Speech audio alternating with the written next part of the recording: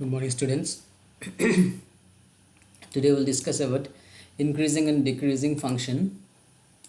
As we have already completed our first exercise 6.1, so today we'll discuss about increasing and decreasing function. Okay, and this coming Sunday, we'll take one test. That is, I have already told. So syllabus is your exercise 5, total differentiation, all, and and 6.1. Okay, exercise 5.1 to 5.8 miscellaneous, that means full exercise 5 including miscellaneous. Okay, that means differentiation full syllabus and differentiation full syllabus and 6.1 up to 6.1. Okay, so there about 20-25 marks one test will be held, that will be multiple choice questions, but you have to do in your paper. You have to submit submit using link, multiple choice, and immediately you will get your answer. Okay, but after examination you have to send me the soft copy. So everything what you will get, what you will do in examination, you have to write in a paper. Okay, so you have to send me that soft copy also. And after examination, as it will be multiple choice question, so immediate after examination you will get your marks. Okay, so now you'll see. Remember that at the time of examination, those who will submit me the hard copy of the examination, they will get the attendance of that examination class. Okay, and today also I will give some homework. So before that, you will see that increasing and decreasing function. So what is increasing and decreasing function?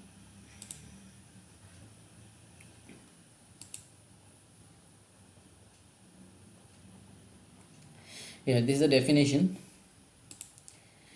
I be an open interval. I is an open interval. I be an open interval contained in the domain of a real valued function. Okay, so we know that real valued function means the function which is domain and range is either real number or subset of real number. Okay, जिस function का domain और range either real number हो या subset of real number हो, that is called real valued functions. Okay, so and I क्या है, एक open interval है. I एक कोई भी एक interval है, लेकिन वो क्या होना पड़ेगा, एक ओपन इंटरवल. ठीक है, and I be an open interval contain in the domain of the function f. So f का जो डोमेन है, ये डोमेन में ये एफ, ये जो है ये होगा, ये जो इंटरवल है ये फंक्शन का डोमेन में होना पड़ेगा. Okay, and F is said to be increasing. इसको हम लोग इंक्रीजिंग कब बोलेगा? ठीक है, रिमेंबर दैट ये एक्सरसाइज में से एक 4 मार्क का क्वेश्चन ऑलमोस्ट एवरी ईयर आता है. ठीक है, तो इसलिए ये बहुत इंपॉर्टेंट है, ये कॉन्सेप्ट है. Okay, so see f, then f is said to be increasing. F को हम लोग, ये फंक्शन जो है इसको हम लोग कब बोलेंगे? Increasing. Number 1 condition, f is said to be number 1 increasing on I. ये इंटरवल में ये इंक्रीजिंग होगा. रिमेंबर दैट ये इंटरवल में, ठीक है, जो इंटरवल दिया रहेगा, जैसे एक रियल लाइन में सपोज 0 to 3 दिया हुआ है, तो ये जो इंटरवल है, ये इंटरवल में ये फंक्शन को हम लोग इंक्रीजिंग कब बोलेगा? जब x1 less than x2, if x1 less than x2 implies fx1 is less than is equal to fx2. Okay, जैसे कि सपोज ऐसा ग्राफ है. ओके, और इसमें ये होता है x, ये होता है x, ये जो हॉरिजॉन्टल लाइन होता है ये x होता है, और vertical line you know that is you consider y. ठीक है, और fx मतलब y और fx तो सेम ही होता है. इसको ही हम लोग fx भी बोल सकते हैं, y भी बोल सकते हैं. ठीक है, सो मतलब इसमें बोला है कि x1 लेस देन x2, मतलब x1 का वैल्यू x2 से छोटा है. सिमिलरली x2 का वैल्यू x3 से छोटा है. ऐसा मतलब फर्स्ट जो पॉइंट है x1, ये x1 है, ये x2 ऐसा करके, ये x3, ठीक है, ये x4 ऐसा करके बहुत सारा पॉइंट है. ठीक है, तो ये x1 जो है x2 से छोटा है, x2 x3 से छोटा है, ऐसा करके है, क्योंकि x1 x2 जो है ये any number in interval i. तो x1 का वैल्यू कुछ भी हो सकता है, x2 का वैल्यू भी कुछ भी हो सकता है in this interval. But consider इसमें क्या किया गया है कि सेकंड वाला जो नंबर होगा वो फर्स्ट वाला नंबर से बड़ा होगा, मतलब फर्स्ट वाला नंबर इससे छोटा होगा. तो ये x1 सबसे आगे आएगा, फिर x2. अगर हम लोग x3 लिखेंगे इसके जगह में, तो x3 क्या हो जाएगा x4 से छोटा, सिमिलरली x5 x6 से छोटा, ठीक है। तो ऐसा करके ये होगा x1 x2 x3 x4 x5 ऐसा करके। सिमिलरली हमें हो जाएगा fx1 fx2 fx3 मतलब y1 y2, इसको हम लोग fx1 नहीं लिख के y1 y2 बोल के भी लिख सकते हैं। तो fx1 fx2 fx3 ऐसा करके जाएगा इस ऊपर में, ठीक है। तो इसमें क्या बोला कि ये जो इंक्रीज़ होगा x1 x2 का वैल्यू, ये जब x1 x2 x3 जब इस तरफ इंक्रीजिंग होगा, x1 x2 का वैल्यू अगर इस तरफ इंक्रीज़ होगा तो ये fx1 का वैल्यू fx2 से कभी छोटा होगा कभी इक्वल होगा, लेस देन और इक्वल दिया हुआ है। मतलब ये जो वैल्यू होगा fx का, fx मतलब ये हाइट को रिप्रेजेंट कर रहे हैं। मतलब सपोज हम लोग ऐसा ग्राफ ड्रॉ किया, तो जब x इंक्रीज़ होगा, x का वैल्यू इस तरफ इंक्रीज़ होगा, तो ये हाइट जो है जैसे कि ये कभी ऐसा जाएगा, ये ग्राफ fx का ग्राफ कभी ऐसे इंक्रीज़ होगा, समटाइम इक्वल रहेगा, क्योंकि इक्वल भी साइन है यहाँ में, देखो इक्वल साइन भी है। तो समटाइम ऐसे इंक्रीज़ होके जाएगा, फिर इक्वल, फिर इंक्रीज़, फिर इक्वल, ऐसे ऐसा करके, ठीक है। क्योंकि इसमें इक्वल साइन भी है, तो समटाइम इंक्रीज़ होगा समटाइम इक्वल। मतलब fx2 का वैल्यू, fx2 क्यों बोलोगे कि इसमें देखो ये है x, इसमें देखो ये हाइट f जो है ये हाइट को रिप्रेजेंट कर रहा है, और x जो है x ये वाला चीज़ को रिप्रेजेंट कर रहा है, और y जो है ये हाइट को रिप्रेजेंट कर रहा है। तो देखो यहाँ में देखो हाइट इंक्रीज़ हो रहा है, मतलब f इंक्रीज़ हो रहा है, f बाय y जो भी बोलो, और फिर समटाइम ये इक्वल भी हो रहा है क्योंकि यहाँ में इक्वल साइन दिया हुआ है। तो कभी इंक्रीज़ होगा कभी इक्वल रहेगा। यहाँ में हाइट सेम है, यहाँ में इक्वल क्यों हो रहा है, देखो हाइट सेम है इसमें, ये जो पोर्शन यहाँ में हाइट सेम है, फिर यहाँ में इंक्रीज़ हो रहा है, फिर यहाँ में हाइट सेम है, यहाँ में हाइट इंक्रीज़ हो रहा है, फिर से सेम है, इंक्रीज़ हो रहा है। तो इस टाइप का फंक्शन को हम लोग बोलते हैं कि इंक्रीजिंग फंक्शन, क्योंकि ये कंटिन्यूसली इंक्रीज़ नहीं हो रहा है, कभी इंक्रीज़ हो रहा है कभी स्टॉप हो रहा है, सेम जा रहा है, सेम हाइट का है, फिर से इंक्रीज़ हो रहा है, फिर सेम हाइट, फिर इंक्रीज, फिर same height. Okay, so this type of function is called increasing function. जैसे कि हमें भी एक ग्राफ दिया होगा, देखो ये है, इसमें जब x का वैल्यू इंक्रीज़ हो रहा है तो y समटाइम इंक्रीज, यहाँ में y इंक्रीज़ हो रहा है, फिर ये जो जगह है इसमें y क्या है, सेम है, इसमें y सेम है, ठीक है। फिर यहाँ में जाके y इंक्रीज़ हो रहा है, y मतलब ये हाइट जिसको हम लोग fx बोलते हैं, ठीक है। fx ये y एक्सिस जो है ये हाइट को रिप्रेजेंट करता है, बाय fx भी बोल सकते हैं इसको, ठीक है। यहाँ में fx1 fx2 करके दिया हुआ है। तो x जब इंक्रीज़ होगा तो y क्या होगा, कभी इंक्रीज कभी सेम कभी स्टॉप। देखो यहाँ में स्टॉप मतलब ये सेम रिप्रेजेंट सेम हाइट का है ये जगह में, फिर यहाँ में इंक्रीज़ हो रहा है, तो इट्स कॉल्ड इंक्रीजिंग फंक्शन। इसको हम लोग ओनली इंक्रीजिंग बोलेगा क्योंकि यहाँ में डिक्रीजिंग तो नहीं हो रहा है, इंक्रीज़ हो रहा है, और कभी कभी सेम रह रहा है, कभी कभी इंक्रीज़ हो रहा है, तो इट्स कॉल्ड इंक्रीजिंग फंक्शन। तो इंक्रीजिंग फंक्शन का क्या डेफिनेशन होगा, देख लो। इंक्रीजिंग फंक्शन का डेफिनेशन होगा ये कि अगर x1 लेस देन x2, मतलब ये जो x वाला क्वांटिटी है, ये जो नीचे वाला क्वांटिटी है, ये जब क्वांटिटी इंक्रीज़ होगा तो ये जो y है ये कभी इंक्रीज़ होगा कभी सेम रहेगा, कभी इंक्रीज़ होगा कभी सेम रहेगा, ठीक है। तब हम लोग उसको बोलेंगे, ये फंक्शन को हम लोग बोलेंगे, मतलब ये y जो है इसी को हम लोग फंक्शन बोलते हैं, because y is equal to fx, ठीक है। तो ये fx को हम लोग बोलते हैं फंक्शन, तो fx is called increasing function, ठीक है। मतलब ये कभी इंक्रीज़ होगा कभी सेम रहेगा, कभी इक्वल होगा कभी इंक्रीज़ होगा। तो इक्वल एंड ग्रेटर, मतलब fx2 का वैल्यू fx1 से आइदर इक्वल होगा नहीं तो ग्रेटर होगा, fx2 का वैल्यू x1 से आइदर ग्रेटर होगा नहीं तो इक्वल होगा, ठीक है। तो इक्वल भी हो सकता है, ग्रेटर भी हो सकता है। जैसे कि ये वाला वैल्यू है, सपोज ये सपोज f1 है, fx1, ये सपोज fx1 है, ये सपोज fx2 है,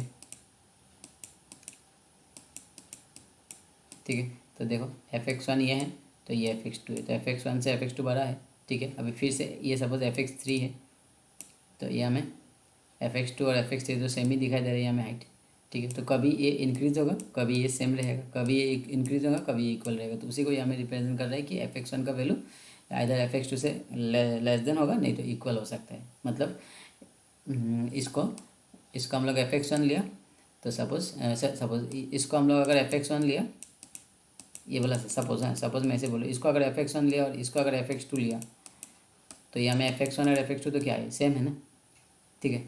अगर हम लोग इसको fx1 लिया इसको fx2 लिया, तो देखो यहाँ में fx2 इंक्रीज़ हो रहा है, और यहाँ में देखो fx1 is equal to fx2, तो ये जो है कभी इंक्रीजिंग होगा या इक्वल होगा, या इंक्रीज होगा या इक्वल होगा। तो इस टाइप का फंक्शन को हम लोग बोलेंगे इंक्रीजिंग फंक्शन, ठीक है। और अभी देखो स्ट्रिक्टली इंक्रीजिंग, नेक्स्ट क्या बोला, स्ट्रिक्टली इंक्रीजिंग। मतलब इसमें क्या है, जो ये एक्स वाला जो क्वांटिटी है ये जब इंक्रीजिंग होगा, एक्स जब इंक्रीज़ होगा तो यहाँ में क्या बोल रहे हैं, y जो है y भी इंक्रीज़ होगा। देखो यहाँ में इक्वल साइन नहीं दिया, यहाँ में इक्वल साइन दिया हुआ था, यहाँ में इक्वल साइन नहीं है, मतलब fx2 जो है वो fx1 से बड़ा है। तो मतलब जब x का वैल्यू इंक्रीजिंग होगा, x1 x2 x3 ये सब है, और ये है fx1 fx2 fx3 ऐसा करके है, तब x जब इंक्रीज होगा तो y भी इंक्रीज होगा। मतलब जितना इस तरफ बढ़ेगा हाइट भी उतना ही बढ़ेगा। मतलब ये जो फंक्शन है ये इस टाइप का होगा।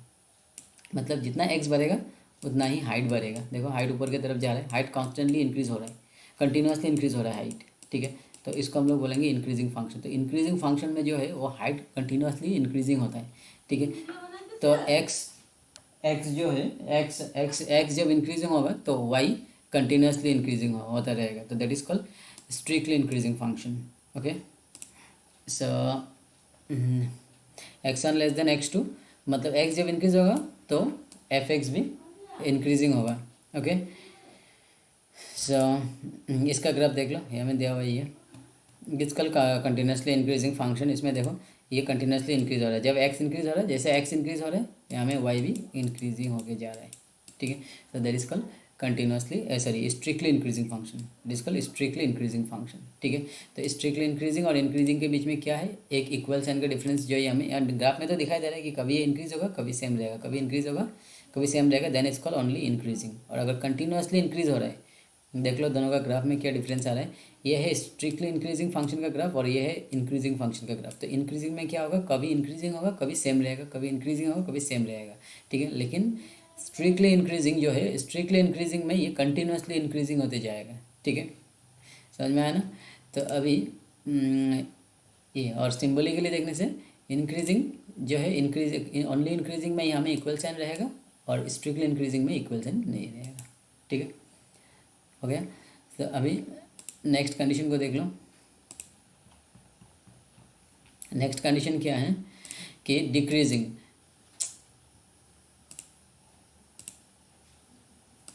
नेक्स्ट कंडीशन है decreasing. So decreasing on I if x1 less than x2 in I implies fx1 is greater than is equal to fx2। मतलब x का वैल्यू जब इंक्रीजिंग होगा एंड fx का वैल्यू तब क्या होगा, डिक्रीज होगा। इसमें देखो उल्टा उल्टा हो गया साइन। मतलब fx1 का वैल्यू fx2 से बड़ा है, तो fx1 का वैल्यू अगर fx2 से बड़ा है तो मतलब ये डिक्रीजिंग को रिप्रेजेंट करेगा, नीचे की तरफ जाएगा। देखो ग्राफ में ऐसा है, ये है x और ये है y, ठीक है। तो ये है सॉरी ये है x1 और ये है सॉरी ये है x2, ठीक है। तो अभी जब ग्राफ हम लोग ड्रॉ करेंगे तो इसका क्रॉसपोंडिंग x1 के क्रॉसपोंडिंग जो मिलेगा इसको हम लोग बोलेंगे fx1, ठीक है। तो यहाँ में बोला कि fx1 बड़ा है fx2 छोटा है, तो x1 के क्रॉसपोंडिंग जो पॉइंट मिलेगा that is called fx1। Okay, similarly x2 के कंपेरिजन जो मिलेगा वो होगा fx2। तो fx2 छोटा होगा fx1 से। इसमें बोला है कि fx2 जो है वो छोटा होगा या इक्वल भी हो सकता है। तो सपोज छोटा लिया तो क्या होगा, fx2 जो है वो हाइट वो छोटा होगा कंपेरिजन fx1 से। fx1 बड़ा है बोला है fx2 से, तो fx1 जो है वो बड़ा होना पड़ेगा। सपोज ये 5 है तो ये कितना होगा 2, ठीक है। तो ये fx2 छोटा है fx1 से, तो देखो fx1 के लिए ऊपर गया और fx2 के लिए ये नीचे आ गया क्योंकि ये छोटा बोला है। तो इसका जो ग्राफ है वो ऐसा आएगा, नीचे की तरफ आएगा, ठीक है। और कभी इक्वल भी हो सकता है बोला है। अगर हम लोग सपोज़ ये fx2 लिया, सपोज़ ये ऐसा चला गया, ये fx2 है और ये fx1 है, तो ये ऐसा भी जा सकता है। तो कभी ये डिक्रीजिंग होगा कभी ये इक्वल होगा, कभी डिक्रीजिंग होगा कभी इक्वल होगा, ऐसा दिया है। देखो fx2 का वैल्यू जो है वो fx1 से ग्रेटर है और नहीं तो इक्वल भी हो सकते हैं। तो अगर हम लोग इसको fx1 लिया, ये fx2 है तो ये डिक्रीजिंग दिखा रहा है। अगर हम लोग इसको fx2 लिया और इसको fx1 लिया तो देखो ये दोनों इक्वल हो रहा है। तो कभी ये डिक्रीज होगा कभी ये इक्वल होगा, कभी ये डिक्रीज होगा कभी ये इक्वल होगा, तो इस तरीके से चलता जाएगा, ठीक है। तो that is called strictly sorry decreasing function. इसमें देखो ये डिक्रीजिंग फंक्शन जो है ये ऐसा स्टार्टिंग में बहुत इसका हाइट जितना दूर जाएगा वही इसमें हाइट को देखने से मालूम पड़ जाएगा। यहाँ में देखो ये हाइट सबसे ज़्यादा यहाँ में है, तो मतलब x1 जो है सबसे बड़ा है। उसके बाद x2 के लिए हाइट कम कम होके आ रहा है, ठीक है। तो हाइट कम होके आ रहा है मतलब ये नीचे आ रहा है, डिक्रीजिंग हो रहा है, ठीक है।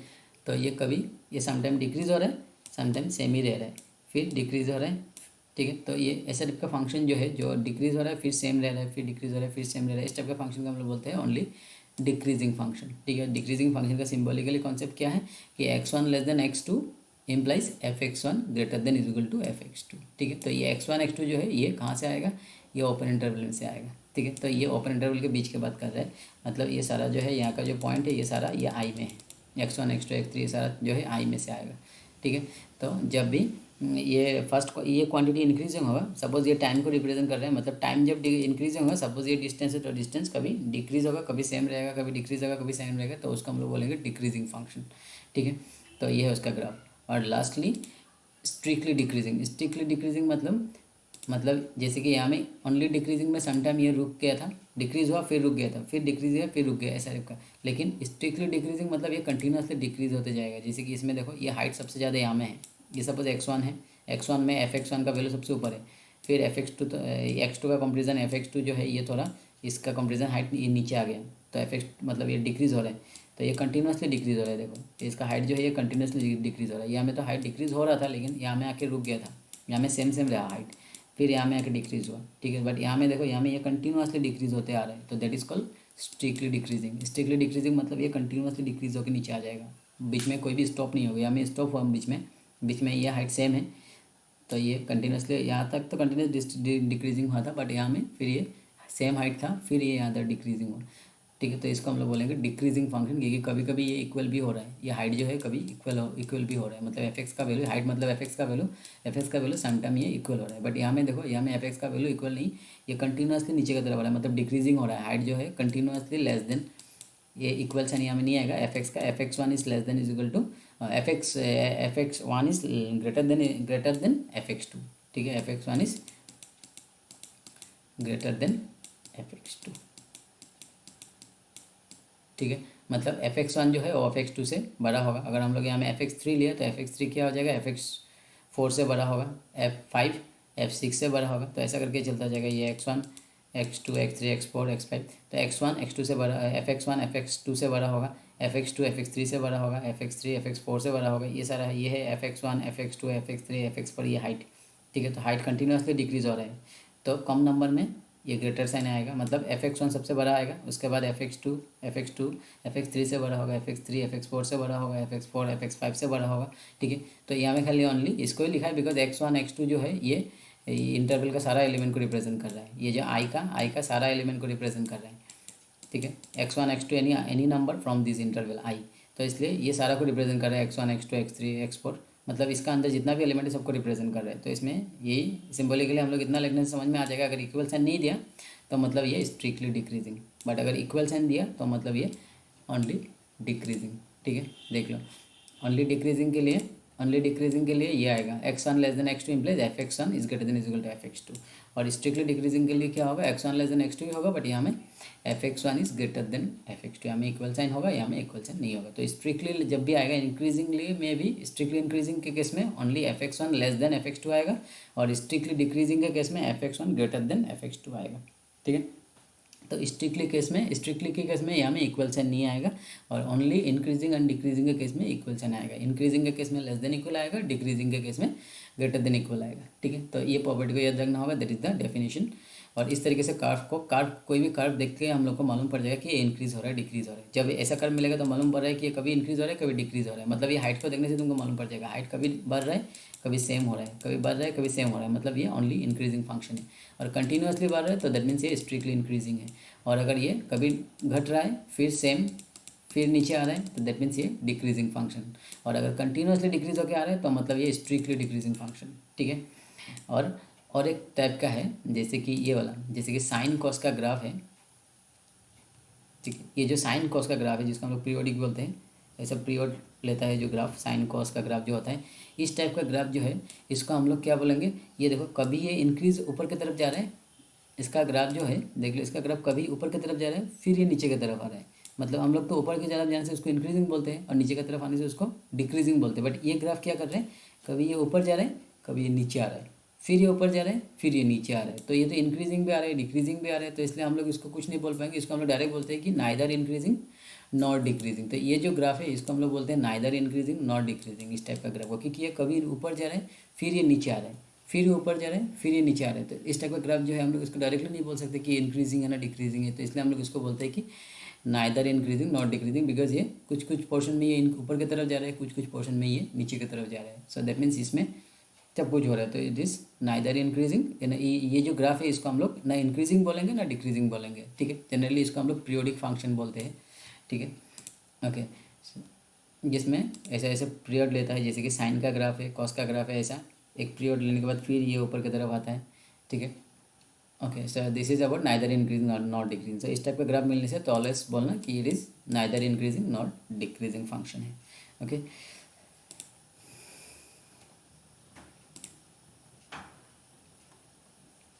तो ये तो वही डेफिनेशन है जो अभी मैंने बोला था खाली इसमें ये x0 minus H, x0 plus H, H का ऊपर डिपेंड करके डिफरेंट पॉइंट को रिप्रेजेंट करेगा। तो ये ओपन इंटरवल आई को रिप्रेजेंट कर रहा है, जो मैंने अभी भी डिस्कस किया था, ठीक है। ये वही डेफिनेशन है, f x is said to be increasing function. ये इंक्रीजिंग फंक्शन का डेफिनेशन जो अभी हम लोग डिस्कस किए तो वही है। अभी उसके आगे देख लो, ये जो थ्योरम है ये इंपॉर्टेंट है, ठीक है। मैं इसको एक्सप्लेन कर देता हूँ, लेकिन तुम लोग मुझे इसका एक पार्ट में प्रूफ कर दूंगा और बाकी वाला पार्ट मुझे प्रूफ करके सेंड करना है, ठीक है। And that will be the homework for to this. Okay, so will see, let f be continuous and close interval A comma b. F क्या है? कंटिन्यूअस फंक्शन है, एफ एक कंटिन्यूअस फंक्शन है। ओके, सो एफ क्या है? एक continuous function है on close interval A comma b, ठीक है। And differentiable on open interval A comma b. मालूम है ये चीज़ हम लोग को मिला हुआ है, कहाँ में मिला था ये कंडीशन? जो हम लोग को रूलिस थ्योरम हम लोग किया था, Rolle's theorem and mean value theorem, ठीक है। Last exercise Rolle's theorem and MVT वाला जो मीन वैल्यू थ्योरम हम लोग किया था, उसमें हम लोग को ये सेम कंडीशन मिला था। तो ये जो है यहाँ में हम लोग मीन वैल्यू थ्योरम का यूज़ करेंगे। ये देखो यहाँ में लिखा हुआ मीन वैल्यू थ्योरम, ठीक है, जो हम लोग पहले किया हुआ है। So if f be a continuous function on close interval A comma b and differentiable on open interval A comma b. So f जो है क्लोज इंटरवल ए कॉमा बी में कंटिन्यूअस है एंड डिफरेंशिएबल होगा कहाँ में? ओपन इंटरवल ए comma b में, जो specially mean value theorem का कंडीशन था। तो ये जो फंक्शन है ये मीन वैल्यू थ्योरम का कंडीशन को सेटिस्फाई कर रहा है, ठीक है। ये हम लोग को ऑलरेडी मिला हुआ है बाय मीन वैल्यू थ्योरम। और रूलिस थ्योरम का कंडीशन सेटिस्फाई नहीं कर रहा है, बिकॉज रूलिस थ्योरम में और एक कंडीशन था f a is equal to F b, ठीक है। यहाँ में f a is equal to F b वाला कंडीशन नहीं दिया, ठीक है। तो इट्स कॉल्ड, ये जो कंडीशन है ये एफ कंटिन्यूअस फंक्शन है और ये differentiable on open interval and continuous on close interval. Okay, now number one क्या है? F is increasing in close interval A comma b. F जो है क्लोज इंटरवल ए कॉमा बी इंक्रीजिंग हम लोग कब बोलेगा?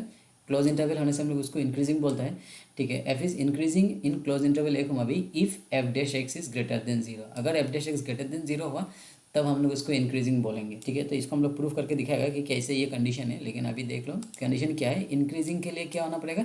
F dash X greater than zero होना पड़ेगा, ठीक है। And but in close interval, हाँ।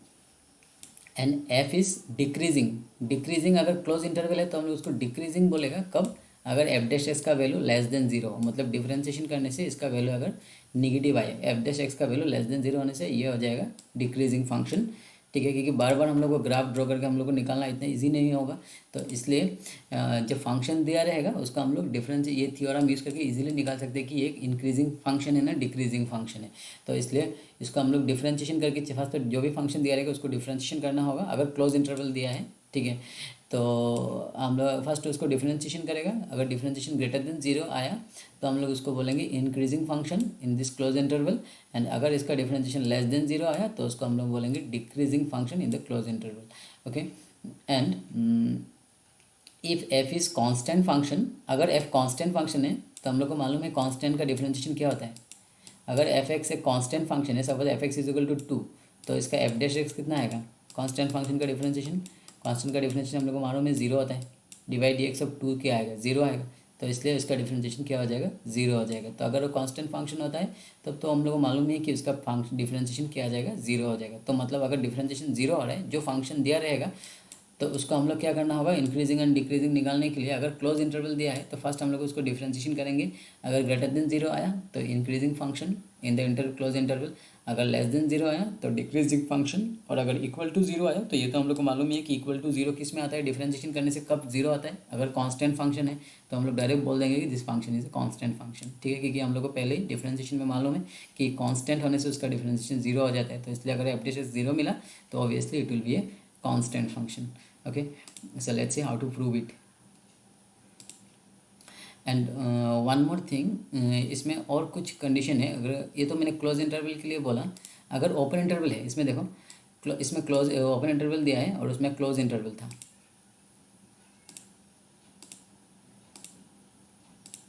इसमें जो था इसमें क्लोज इंटरवल था, ठीक है। अब इसमें देखो अगर ओपन इंटरवल दिया हुआ है क्वेश्चन में, ओपन इंटरवल दिया हुआ है, it is strictly increasing in A comma B. अगर F dash is greater than 0 है और ओपन इंटरवल दिया हुआ है तो हम लोग उसको स्ट्रिक्टली इंक्रीजिंग बोलेंगे। ओपन इंटरवल के केस में स्ट्रिक्टली इंक्रीजिंग, ठीक है। Remember that F dash x 0, दोनों केस में एफ डैश एक्स 0 ही है खत्म। इसमें भी एफ डैश एक्स 0 ही था, अभी जब मैंने ऊपर में दिखाया था वैल्यू, उसमें क्लोज इंटरवल था। तो क्लोज इंटरवल में क्या लिखना है, ओनली इंक्रीजिंग, ठीक है। और ओपन इंटरवल में स्ट्रिक्टली इंक्रीजिंग, ठीक है। क्यों है, क्योंकि मैं एक प्रैक्टिकल ग्राफिकल कॉन्सेप्ट में बोल देता हूँ क्यों ऐसा होगा, क्योंकि ये है ए, ये है ए और ये है बी, ठीक है। तो जब हम लोग ग्राफ ड्रॉ करेंगे, सपोज हम लोग क्लोज इंटरवल की बात कर रहे हैं, ठीक है। अगर क्लोज इंटरवल है तो कहाँ से स्टार्ट होगा, ए से स्टार्ट होगा और कहाँ में जाके रुकेगा, बी में जाके ये रुक जाएगा, ठीक है। बी में जाके ये रुक जाएगा, ठीक है। तो एज ये पॉइंट में जाके ये स्टॉप हो जाएगा, तो इसलिए हम लोग उसको ओनली इंक्रीजिंग बोलते हैं, इसको स्ट्रिक्टली इंक्रीजिंग नहीं बोलते, बिकॉज स्ट्रिक्टली इंक्रीजिंग मतलब कंटिन्यूसली इंक्रीजिंग होते जाना है, ठीक है। बट ये जो है ये इस पॉइंट में जाके स्टॉप हो जाएगा, ठीक है। यहाँ से स्टार्ट हुआ और यहाँ में जाके तो एंड पॉइंट यहाँ में दिखाई दे रहा है। तो इसलिए हम लोग जनरली इस कॉन्सेप्ट से अगर ग्राफिकली देखोगे तो इस कॉन्सेप्ट से हम लोग बोल सकते हैं कि ये जो है यहाँ में जाके रुक गया, तो हम लोग उसको ओनली इंक्रीजिंग बोलेंगे, ठीक है। लेकिन अगर स्ट्रिक्टली इंक्रीजिंग वाला केस आ गया, देख लो, स्ट्रिक्टली इंक्रीजिंग ओपन इंटरवल हो गया, देख लो। अगर ओपन इंटरवल हुआ, सपोज अभी हम लोग ओपन इंटरवल की बात कर रहे थे, ओपन इंटरवल हुआ तो ये जो फंक्शन है ये ओपन इंटरवल ए कॉमा बी सपोज, ठीक है। तो अभी जो ग्राफ ड्रॉ करेंगे तो हम लोग कहाँ से ड्रॉ करेंगे, एग्जैक्टली पॉइंट तो हम लोग को मालूम नहीं है कि ओपन इंटरवल तो है A, open interval A comma B, but open interval का मतलब क्या है, ए को छोड़ के ए सपोज बी है और ये ए है, तो ए को छोड़ के उसका नेक्स्ट पॉइंट से स्टार्ट होगा। तो ए को छोड़ के नेक्स्ट पॉइंट हम लोग को मालूम नहीं है, तो सपोज़ मैं यहाँ में ग्राफ ड्रॉ किया तो ये कहाँ से स्टार्ट हुआ हम लोग को मालूम नहीं है, कहाँ में ख़त्म होगा वो भी मालूम नहीं, क्योंकि ओपन इंटरवल है, कहाँ में जाके ये रुकेगा हम लोग को मालूम नहीं, बट ये इंक्रीज़ तो हो रहा है, तो ये कंटिन्यूसली इंक्रीज़ हो रहा है। कहाँ में जाके रुकेगा, कहाँ से स्टार्ट हो हम लोग को मालूम नहीं, बट ये इंक्रीज़ तो हो रहा है। तो इस कॉन्सेप्ट से हम लोग इसको बोल सकते हैं ये स्ट्रिक्टली इंक्रीजिंग, ठीक है। तो ये जो है ये स्ट्रिक्टली इंक्रीज़ हो रहा है, ठीक है। तो इसलिए ओपन इंटरवल होने से हम लोग उसको स्ट्रिक्टली इंक्रीजिंग बोलते हैं, क्योंकि हम लोग को मालूम नहीं है कौन सा पॉइंट में जाके स्टॉप होगा, ठीक है, बिकॉज ये जा रहा है। लेकिन क्लोज इंटरवल होने से हम लोग को मालूम है कि उतना तक जाके रुक जाएगा, ये से बी में जाके रुक जाएगा और ये ए से स्टार्ट हो तो बी में जाके रुक जाएगा, ए और बी में ये स्टैटिक मतलब रुक जाएगा। So that's why it's called increasing close interval में। बट ओपन इंटरवल में हम लोग को मालूम नहीं कहाँ से स्टार्ट होगा कहाँ से खत्म होगा, लेकिन ये इंक्रीज तो होते जा रहा है, ठीक है। डिफरेंशिएशन ग्रेटर देन 0 आ रहा है तो इंक्रीजिंग होगा। कैसे होगा ये मैं अभी डिस्कस करूँगा प्रूफ में, लेकिन ग्रेटर देन 0 के लिए ये इंक्रीजिंग होता है, तो इंक्रीजिंग तो होता जाएगा, लेकिन कहाँ से रुकेगा हम लोग को मालूम नहीं है, स्टार्टिंग पॉइंट एंडिंग पॉइंट मालूम नहीं है। तो हम लोग उस कॉन्सेप्ट से इसको बोलते हैं कि स्ट्रिक्टली इंक्रीजिंग, बिकॉज ये कहाँ में रुकेगा हम लोग को मालूम नहीं है, क्योंकि स्टार्टिंग पॉइंट एंडिंग पॉइंट मालूम नहीं है हम लोग को, ये इंक्रीज होकर के जा रहा है। तो that's it's called strictly increasing. And only close interval पे कैसे हम लोग उसको बोलते हैं ओनली इंक्रीजिंग, मतलब ओनली नहीं बोलेगा, खाली इंक्रीजिंग बोल के बोलेगा, क्योंकि हम लोग को मालूम होता है कि स्टार्टिंग पॉइंट में ये स्टैटिक पॉइंट है और इस तरफ भी यहाँ में जाके ये रुक गया, ठीक है। So that's called increasing function. लेकिन अभी इसका जो प्रैक्टिकल प्रूफ है, ये मैं जस्ट ग्राफिकल कॉन्सेप्ट किस तरीके से समझ सकते हो उसको मैं डिस्कस किया, लेकिन अगर प्रूफ करोगे अभी देख लो, ये वाला थ्योरम हम लोग प्रूफ करके दिखा रहे हैं, ये वाला नंबर 1, ओके। सो अच्छे से देखना, ये नंबर बी और सी तुमको कर लेना है, करके मुझे सेंड करना है होमवर्क, तो एकदम इजी है ये, ठीक है। Okay, so now let x1 x2 is belongs to close interval a b, ठीक है। x1 x2 जो है वो क्लोज इंटरवल a बी में है, ठीक है। ये जो गिवन इंटरवल दिया है वहाँ से हम लोग 2 एलिमेंट ले लिया x1 एंड x2, और अभी जो हम लोग को इंक्रीजिंग या डिक्रीजिंग जो भी प्रूफ करना है, अभी भी जो मैंने डिस्कशन किया था पहले स्टार्टिंग में, तो उसमें हम लोग को कंडीशन मिला था कि x1 लेस देन x2, ठीक है। और fx1 को ऊपर डिपेंड करके ये fx1 अगर fx1 is less than fx2 ऐसा अगर हुआ तो ये इंक्रीजिंग होता है, ठीक है। x1 less than x2 implies fx1 less than fx2 less than equal to fx2, तो इस केस में ये इंक्रीजिंग होता है। इक्वल नहीं लेने से ये स्ट्रिक्टली इंक्रीजिंग होता है, ग्रेटर देन होने से ये डिक्रीजिंग होता है, ग्रेटर देन इक्वल टू होने से डिक्रीजिंग होता है, और नहीं ग्रेटर देन होने से स्ट्रिक्टली डिक्रीजिंग होता है। तो ये कंडीशन था। तो ये जो क्वांटिटी है ये always x1 less than x2 ऐसा रहता है, मतलब इंक्रीजिंग हो रहा है, मतलब x का वैल्यू जो है वो बढ़ रहा है, x2 का वैल्यू x1 से बढ़ा है, सिमिलरली x3 का वैल्यू x2 से बढ़ा है, तो ये इंक्रीजिंग हो रहा है, तो ये जो क्वांटिटी है ये इंक्रीजिंग हो रहा है, और अभी इसका करस्पॉन्डिंग ये देखना पड़ेगा कि ये इंक्रीज हो रहा है ना डिक्रीजिंग हो रहा है। तो इसलिए फर्स्ट तो हम लोग को इसको लेना होगा। तो इसलिए हम लोग क्या किया, दो एलिमेंट ले लिया डोमेन में, फंक्शन के डोमेन में दो एलिमेंट ले लिया x1 एंड x2, और ले लिया कि x1 लेस देन x2। तो ये इंक्रीजिंग हो रहा है बोल के हम लोग ले लिया, ठीक है। तो अभी हम लोग को देखना है कि ये फंक्शन क्या करेगा। अभी फंक्शन का कंडीशन, ये अगर इंक्रीजिंग हो रहा है, सपोज ये टाइम है, तो टाइम इंक्रीजिंग हो रहा है, तो अभी करस्पॉन्डिंग इसका करस्पॉन्डिंग जो हम लोग का फंक्शन है, अभी फंक्शन को देखने से मालूम पड़ जाएगा, मतलब ये जो फंक्शन है f(x2) f(x1) ये क्या हो रहा है, ये अगर ग्रेटर हो रहा है नहीं लेस देन हो रहा है, ठीक है। तो उसके लिए देखो, तो ये तो मालूम है, दो पॉइंट लिया डोमेन में, एंड कंडीशन क्या ले लिया हम लोग, x1 लेस देन x2, ये हम लोग कंसिडर किया, ठीक है। अभी क्या नाउ ये जो कंडीशन दिया था, f is continuous in close interval a comma b, f is continuous in close interval a comma b, continuous in close interval a comma b, and differentiable in open interval a comma b। तो ये जो condition है ये mean value का condition है। तो यहाँ में हम लोग लिख सकते हैं, यहाँ में एक लाइन लिखा नहीं है, यहाँ में लिख लेना कि since the function f is continuous in close interval a comma b and differentiable in open interval a comma b, therefore the function f satisfy the condition of mean value theorem. ये line को लिख लेना है, because ये this condition दिया हुआ है, so therefore you can say that given function satisfy all the condition of MVT और mean value theorem, therefore by mean value theorem. उसके बाद लिख देना ये line, therefore by mean value theorem, ये सब लिखने की जरूरत नहीं है। Therefore by mean value theorem there exist a point C, mean value theorem तो मालूम है हम लोग को क्या मिला था, therefore by mean value theorem there exist a c between x1 and x2, मतलब ये जो इंटरवल, ये इंटरवल के बीच में x1 x2 यहाँ में है, तो x1 और x2 के बीच में एक ऐसा पॉइंट मिलेगा जो ये कंडीशन को सेटिस्फाई करेगा। F dash C is equal to F B minus F A divided by B minus A. याद आया ना, ये हम लोग किया था मीन वैल्यू थ्योरम। तो ये कंडीशन को सेटिस्फाई करेगा, ऐसा एक सी मिलेगा हम लोग को जो ये वाला कंडीशन को सेटिस्फाई करेगा। और ये सी क्या कहाँ में होना पड़ेगा, जो गिवन इंटरवल दिया हुआ है a कॉमा b के बीच में होना पड़ेगा, a एंड b के बीच में होना पड़ेगा। हम लोग x1 एंड x2 का बीच में भी लिख सकते हैं, बिकॉज ये यहाँ में ही लिया हुआ है। तो x1 एंड x2 के बीच में ऐसा एक पॉइंट हम लोग को मिलना पड़ेगा जिसमें ये कंडीशन को सेटिस्फाई करेगा, ठीक है। तो ये भाई मीन वैल्यू थ्योरम बोला है कि अगर फंक्शन ये वाला कंडीशन को सेटिस्फाई किया तो ऐसा एक पॉइंट सी हम लोग को मिलेगा जो ये कंडीशन को सेटिस्फाई करेगा, ठीक है। तो अभी देख लो, तो एज हम लोग को मीन वैल्यू थ्योरम सेटिस्फाई हो रहा है, यहाँ में गिवन कंडीशन यहाँ में बोल दिया कि एक कंटिन्यूअस भी है एंड डिफरेंशिएबल है, तो हम लोग बोल सकते हैं कि मीन वैल्यू थ्योरम तो सेटिस्फाई हो रहा है। सो बाय मीन वैल्यू थ्योरम हम लोग को अभी एक ऐसा सी मिलेगा जो ये वाला कंडीशन को सेटिस्फाई करेगा। तो हम लोग लिख सकते हैं बाय मीन वैल्यू थ्योरम, ये लाइन को यहाँ में लिख देना ऐसा करके, एफ डैश सी, ठीक है, मैं उल्टा करके लिखता हूँ, सॉरी, मैं राइट साइड वाला टर्म को लेफ्ट साइड में लिखता हूँ, तब थोड़ा इजीली समझ में आ जाएगा। ये जो राइट साइड वाला टर्म है इसको मैं लेफ्ट साइड में लिखता हूँ। तो अभी बी का जगह में मैं क्या लूँगा, x1 एंड x2 लूँगा, बी का जगह में x2 और ए का जगह में x1। तो क्या आ जाएगा, f of x2 minus f of x1, ठीक है, f of x2 minus f of x1 divided by x2 minus x1 is equal to क्या आ जाएगा, ये एफ डैश सी, ठीक है। ऐसा करके लिखो, उल्टा लिखा मैंने फॉर्मूला को, सेम ही बात है। इस एफ डैश सी को तुम लेफ्ट साइड में लिखो या राइट साइड में लिखो। तो ये है मीन वैल्यू थ्योरम, ठीक है। तो अभी इसमें से क्या किया, ये नीचे वाला जो x2 माइनस x1 है, ये वाला जो पॉइंट है x2 माइनस x1, इसको हम लोग क्या करेंगे, क्रॉस मल्टीप्लाई करके राइट साइड में लेके जाएंगे। इसको यहाँ में लिखा है क्रॉस मल्टीप्लाई करके। तो अभी देखो, तो ये ऊपर वाला fx2 यहाँ में आ गया fx2 माइनस क्या है fx1 और ये इस तरफ राइट साइड में क्या है एफ डैश सी, और ये x2 माइनस x1 को राइट साइड में लेके गया, ठीक है, समझ में आया। तो इसको यहाँ में डायरेक्ट लिख दिया, ठीक है। तो ठीक है, तो ये x2 माइनस x1 को राइट साइड में लेके गया, तो ये वाला लाइन बन गया, ठीक है।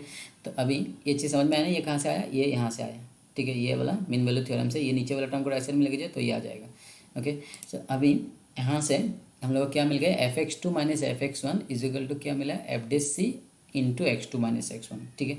अभी ये x2 माइनस x1 का वैल्यू तो हम लोग को मालूम है, इसमें देख लो, ये x1 क्या दिया है, x1 लेस देन x2 ये दिया है ना, ठीक है। तो मैं अगर ये x1 को राइट साइड में लेके गया तो लेफ्ट साइड में क्या बचेगा, 0, ठीक है। अभी x1 को राइट साइड में लेके जाओ तो ये आ जाएगा x2 माइनस x1, ठीक है। तो इसमें से हम लोग को क्या मिल गया कि x2 माइनस x1 जो है वो ग्रेटर देन 0 है। इसको हम लोग ऐसा करके भी लिख सकते हैं कि x2 minus x1 greater than 0, ठीक है। तो ये जो कंडीशन हम लोग लिया था एकदम स्टार्टिंग में, यहाँ से हम लोग को मिल गया कि x2 माइनस x1 जो है वो ग्रेटर देन 0 है, मतलब इसका वैल्यू जो है पॉजिटिव आएगा। तो ये जो टर्म है x2 माइनस x1 ये तो पॉजिटिव आएगा, that is by this condition हम लोग को मिल गया, ठीक है। यहाँ से जो हम लोग सिंप्लीफाई किया इसमें तुम देख सकते हो कि ये कंडीशन से हम लोग को ये मिल गया कि x2 माइनस x1 जो है वो पॉजिटिव है, ग्रेटर देन 0 मतलब पॉजिटिव है। तो ये तो नंबर पॉजिटिव है, ये 0 नहीं है, ठीक है, ये 100% श्योर है, ठीक है। ये कंडीशन हम लोग के पास है, तो हम लोग डायरेक्ट बोल सकते हैं कि ये जो है ये पॉजिटिव है, ठीक है। तो अभी ये fx2 माइनस fx1 जो है, क्योंकि इंक्रीजिंग डिक्रीजिंग के लिए हम लोग को क्या चाहिए, fx2 एंड fx1 ये दोनों के बीच देखना पड़ेगा कि कौन सा ग्रेटर है, ठीक है। अगर ऐसा है तो मतलब ये इंक्रीजिंग फंक्शन है, अगर x1 बड़ा है तो ये डिक्रीजिंग फंक्शन है, ठीक है। तो ये हम लोग को अभी चेक करना है, तो ये दोनों के बीच में क्या साइन आएगा, ठीक है। तो अभी किसका ऊपर डिपेंड करेगा, देखो ये fx2 माइनस fx1 इसका बीच में माइनस साइन है, ठीक है। तो अभी इसके आगे जो इसका जो राइट साइड है, राइट साइड में क्या है, एफ डे सी इंटू x2 माइनस x1। तो अगर राइट साइड ज़ीरो हो गया, अगर राइट साइड ज़ीरो हो गया तो ये दोनों इक्वल हो जाएगा, ठीक है। लेकिन अभी राइट साइड क्या होगा वो डिपेंड करेगा किसका ऊपर, राइट साइड क्या होगा उसका वो डिपेंड करेगा इसका ऊपर, एफ डे सी का ऊपर, क्योंकि ये x2 माइनस x1 तो हम लोग को मालूम है कि ये पॉजिटिव है, x2 माइनस x1 पॉजिटिव है। ये वाला पार्ट को साइड में करके रख देना, ठीक है। ये प्रॉब्लम सॉल्व करने का टाइम में ये हमें साइड में शो कर देना है ये वाला पार्ट को, तब मालूम पड़ जाएगा कि x2 minus x1 greater than 0 क्यों है, ठीक है। ये x1 को हम लोग राइट साइड में लेके गए तो यहाँ से हम लोग को मालूम पड़ गया कि ये ग्रेटर देन 0 है। तो ये x2 माइनस x1 जो है ये तो ग्रेटर देन 0 है। अभी डिपेंड करेगा एफ डे सी अगर 0 हो जाएगा तो ये 0 इंटू एनीथिंग 0 बन जाएगा, ठीक है। और एफ डे सी अगर लेस देन 0 होगा, देख लो ये वाला टर्म तो 0 है, सॉरी ये वाला टर्म तो पॉजिटिव टर्म है। तो अभी डिपेंड करेगा पूरा डिपेंड करेगा एफ डे सी का ऊपर। अगर एफ डे सी पॉजिटिव है, फर्स्ट वाला केस में क्या दिया हम लोग को, देखो यहाँ में एफ डैश एक्स मतलब वही एफ डैश सी को, एफ डैश एक्स जो है वो एफ सी क्या है, सी एक्स का ही एक पॉइंट है, ठीक है। तो सी एक्स का ही कोई एक पॉइंट है। तो ये हमें बोल दिया कि if F dash X greater than 0, मतलब ये सी जो है एक्स कहाँ से आया, एक्स बोल दिया ए बी से आया, और सी कहाँ से आया, सी भी तो ए और बी के बीच में आया, मतलब x1 और x2 तो x1 x2 के बीच में आया, x1 x2 कहाँ से है, ए और बी के बीच में, ठीक है। तो ये एक्स जो है एक्स ए और बी का बीच में सारा पॉइंट को रिप्रेजेंट कर रहा है, और सी जो है सी भी ए और बी का बीच में पॉइंट्स को रिप्रेजेंट कर रहे हैं, ठीक है।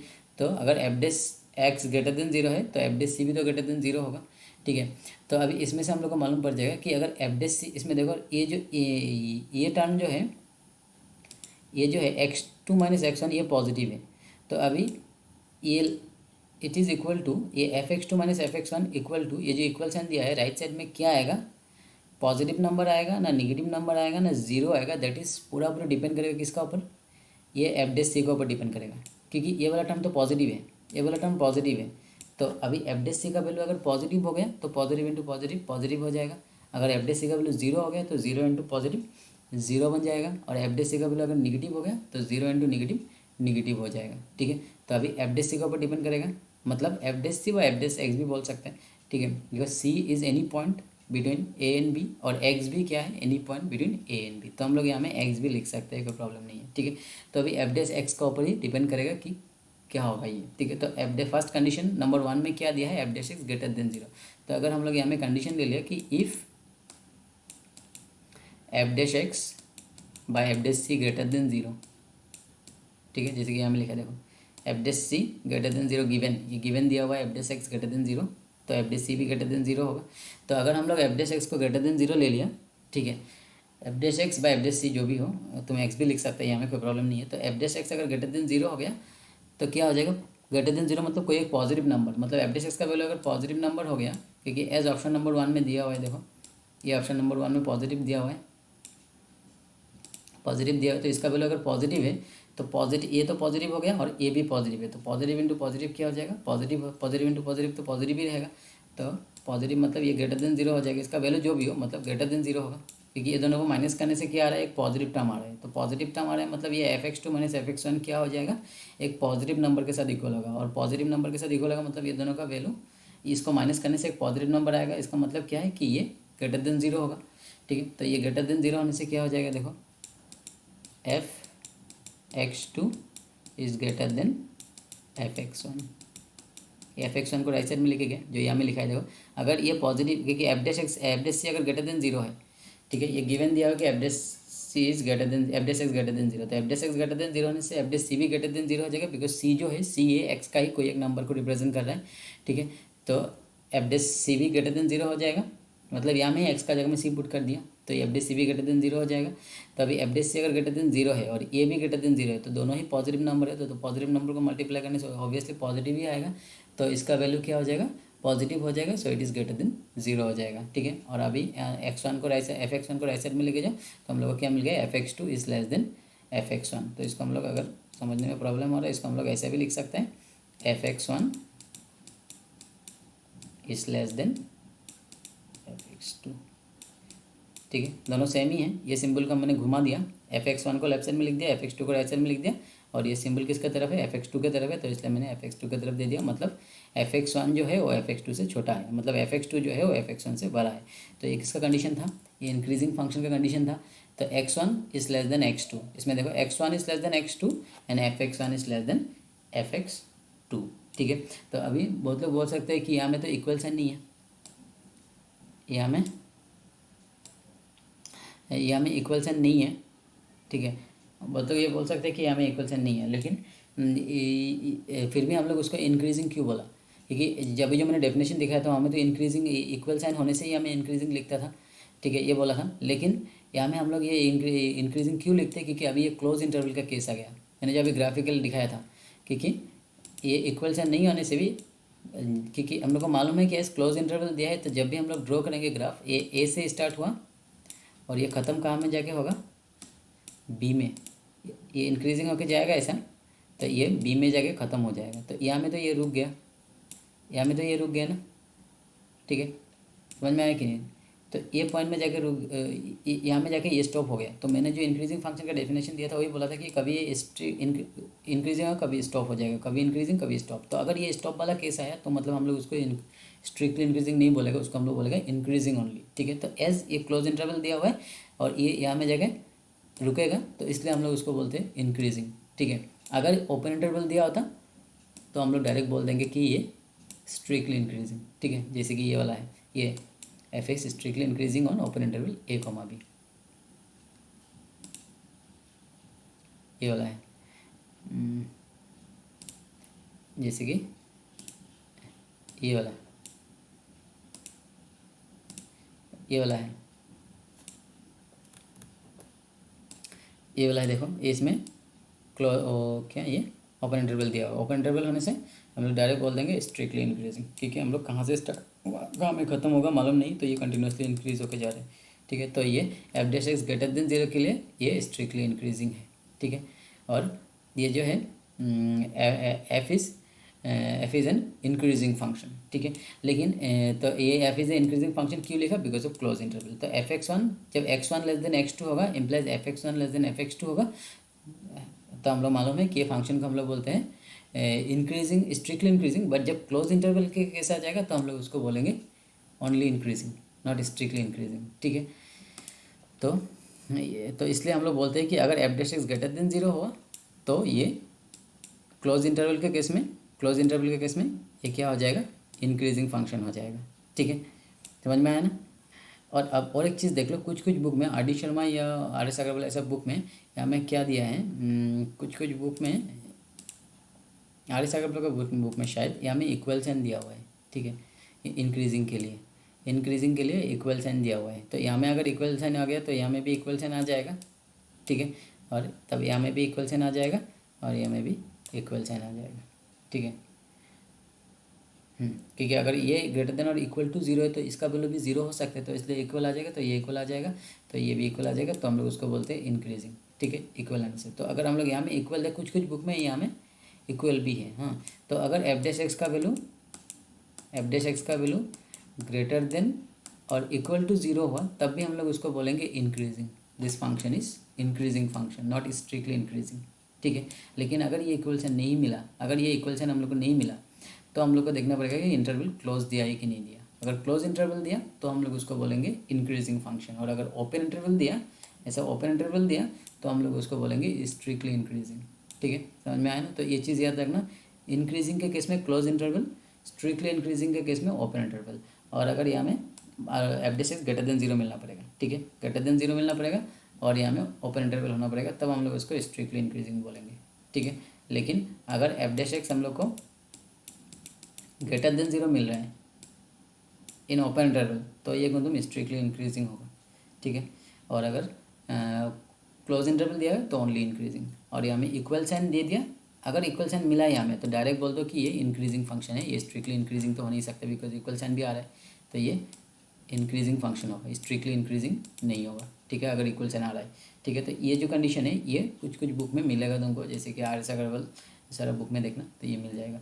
ठीक है, तो अभी इसमें से देखो, इसमें से अगर f' तो ये हम लोग नंबर A कर रहा था, तो इसलिए ये लिखा कि इसमें दिया हुआ है क्वेश्चन में कि f' ग्रेटर देन 0, तो इसलिए f' ग्रेटर देन 0 होगा, तो ये ग्रेटर देन 0 होगा। लेकिन अगर हम लोग B को जब करेगा, ये तुम लोग को करना है, होमवर्क मुझे सेंड करना है सेम टू सेम ऐसा करके, यहाँ में लिखना जो मैंने अभी भी बोला था कि since this function satisfy all the condition of mean value theorem, so by mean value theorem there exists C belongs to C between x1 and x2 such that, जो मैंने अभी यहाँ में एक लिखा था ना उसको लिखना, फिर नीचे वाला टर्म को राइट साइड में लेके जाना तो वो यहाँ में आ जाएगा। ठीक है, एंड डिक्रीजिंग के केस में इतना तक तो सेम ही रहेगा। ठीक है, इतना तक सेम ही रहेगा तीनों केस में, ये तीनों केस में इतना तक सेम ही रहेगा, खाली यहाँ से जगह चेंज होगा क्योंकि अभी एक कंडीशन चेंज होने वाला है। ठीक है, तो अभी क्या होगा, अभी ये f'(x) लेस देन 0 है नंबर B के लिए। अगर हम लोग यहाँ में B को करेंगे तो यहाँ में क्या हो जाएगा, ये f'(c) भी लेस देन 0 हो जाएगा बिकॉज C जो है वो x के जगह में C पुट किया हम लोग, तो अभी इसमें f'(x) लेस देन 0 है तो इसलिए f'(c) भी लेस देन 0 हो जाएगा। तो अगर इसका वैल्यू निगेटिव हो गया, लेस देन 0 मतलब निगेटिव, तो इसका वैल्यू अगर निगेटिव हो गया और ये तो पॉजिटिव है, ये हम लोग को मालूम है, अभी भी मैंने दिखाया था कि x2 - x1 पॉजिटिव है। इसे भी दिखाई दे रहा है कि x2 जो है x1 से बड़ा है, तो बड़ा नंबर से x2 से अगर x1 को माइनस करेंगे, बड़ा नंबर से अगर छोटा नंबर माइनस करेंगे तो पॉजिटिव ही तो आएगा। तो ये तो पॉजिटिव आएगा, पॉजिटिव के साथ अगर ये निगेटिव नंबर है तो निगेटिव इंटू पॉजिटिव तो निगेटिव हो जाएगा, तो ये निगेटिव नंबर आ जाएगा क्योंकि ये निगेटिव है तो ये निगेटिव बन जाएगा, और निगेटिव बनने से ये लेस देन 0 हो जाएगा। तो फिर ये x1 को इस तरफ ले आओ तो हम लोग को मिल जाएगा ऐसा केस, और ये क्या है, ये डिक्रीजिंग का केस आ जाएगा। और डिक्रीजिंग में भी सेम, अगर इक्वल साइन मिला, इक्वल साइन मिलने से हम लोग को मिलता था डिक्रीजिंग, और इक्वल साइन नहीं होने से स्ट्रिक्टली डिक्रीजिंग। ठीक है, तो अगर f'(c) लेस देन 0 मिला, ठीक है, तो हम लोग को देखना पड़ेगा कि क्लोज इंटरवल है कि नहीं। अगर क्लोज इंटरवल है तो वो डिक्रीजिंग होगा। ठीक है, क्योंकि जो डिक्रीजिंग होगा ये एक पॉइंट में आकर रुक जाएगा। ठीक है, तो हम लोग को मालूम है कि डिक्रीजिंग को हम लोग बोलते हैं कि कभी डिक्रीजिंग कभी स्टॉप, कभी डिक्रीजिंग कभी स्टॉप, तब हम लोग उसको बोलते हैं डिक्रीजिंग। और कंटिन्यूसली डिक्रीजिंग तो ऐसे डायरेक्ट आएगा। ठीक है, तो उसमें इक्वल साइन नहीं आएगा, मतलब कभी स्टॉप नहीं होगा।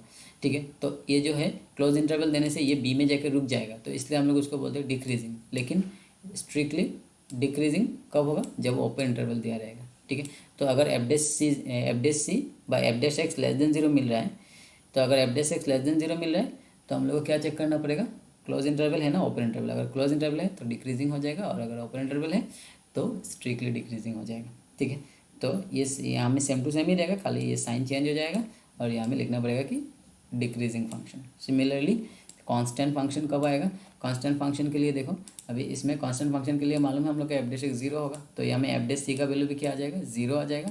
तो ये लिखना पड़ेगा कि गिवन f'(c) = 0, तो f'(c) अगर 0 बनेगा, 0 इंटू एनीथिंग 0 हो जाएगा, तो ये इक्वल बन जाएगा। और ये इक्वल बनने से क्या आ जाएगा, f(x1) = f(x2), f(x1) का वैल्यू f(x2) के साथ इक्वल हो जाएगा। ठीक है, और f(x1) f(x2) क्या है, f(x1) f(x2) A और B का सारा पॉइंट को रिप्रेजेंट कर रहा है। A और B का बीच में जितना भी पॉइंट है सबको x1 और x2 रिप्रेजेंट कर रहे हैं। ठीक है, तो मतलब कोई भी पॉइंट डाल दो ये इंटरवल का, f(x) का वैल्यू सेम ही आएगा। तो ये किस केस में होता है, कांस्टेंट के केस में। देख लो, अगर f(x) = कांस्टेंट फंक्शन है, सपोज f(x) = 10 है, तो अभी x का वैल्यू तुम 1 पुट करो तब भी 10 आएगा, x का वैल्यू अगर 10 पुट करो तब भी 10 ही x का वैल्यू अगर 3 पुट करोगे तब भी 10 ही आएगा, 4 पुट करो तब भी 10 आएगा, 5 पुट करो तब भी 10 आएगा। तो जब भी ऐसा इक्वल साइन आ जाएगा दोनों के बीच में, तो मतलब ये इसमें A और B के बीच में जितना भी पॉइंट है, कोई भी पॉइंट x1 एंड x2 के जगह में पुट कर दो, बीच में इक्वल साइन आ जाएगा। कब आएगा ये आएगा ओनली फॉर कांस्टेंट फंक्शन। ठीक है, तो इसलिए जब यहाँ में इक्वल साइन आ जाएगा तो हम लोग बोल सकते हैं कि x1 x1 x2 x3 ये सब तो इंक्रीजिंग हो रहा है, but fx1 is equal to fx2 आ रहा है, fx2 is equal to fx3 आ रहा है। तो ये सारा फंक्शन जो है ये पॉइंट में इक्वल हो जाएगा, और ये होता है ओनली फॉर कांस्टेंट फंक्शन। तो हम लोग बोल सकते हैं कि therefore the function is constant function. ठीक है, तो यहाँ में इक्वल साइन लिख दो और बाद में लिख दो कि therefore F is a constant function. ठीक है, तो सिमिलरली इसको भी करना, स्ट्रिक्टली के लिए भी, स्ट्रिक्टली इंक्रीजिंग के लिए सेम टू सेम मुझे करके भेजना। तो कितना करना होगा तुमको, नंबर 1 तो यहाँ में क्या हुआ है, तो बी करना होगा, सी करना होगा, और ये भी करना होगा, नंबर 1 2 3 ये सबका भी प्रूव करके मुझे देना लिख के। मतलब खाली तुमको लिखना पड़ेगा सिंस इट इज यहाँ में ओपन इंटरवल। जब भी तुम ऐसे स्ट्रिक्टली इंक्रीजिंग लिखोगे तो जस्ट यहाँ में इंटरवल को चेंज करना है, ओपन इंटरवल। बाकी ये सारा प्रोसेस सेम ही रहेगा, खाली यहाँ में ओपन इंटरवल और यहाँ में भी ओपन इंटरवल देना पड़ेगा, ये दोनों केस के लिए। ठीक है, ओके। सो अभी यहाँ में ये थर्ड केस क्या दिया हुआ है, देखो इसमें a function will be increasing और decreasing in R if it is as so in every interval of R. ठीक है, तो आर में एक फंक्शन को, मतलब आर मतलब ये रियल लाइन का बात कर रहे हैं। अगर रियल लाइन में हम लोग किसी भी ये सपोज रियल लाइन है, ये प्लस इन्फिनिटी ये माइनस इन्फिनिटी, तो अगर रियल लाइन में हम लोग बोलेगा कि ये फंक्शन इंक्रीजिंग है, तो उसके अंदर जितना भी इंटरवल होगा, ऐसा एक इंटरवल है, ये इंटरवल है, सारा इंटरवल में इंक्रीजिंग होना पड़ेगा, जितना भी इंटरवल है, किसी में भी डिक्रीजिंग नहीं हो सकता है। तब जाके हम लोग बोल सकते हैं कि it is increasing on R.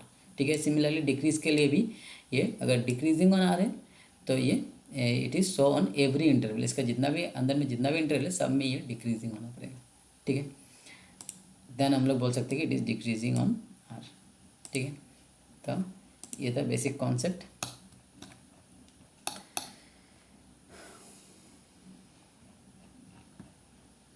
ठीक है, ये सब मैं डिस्कस करूँगा प्रॉब्लम का टाइम में।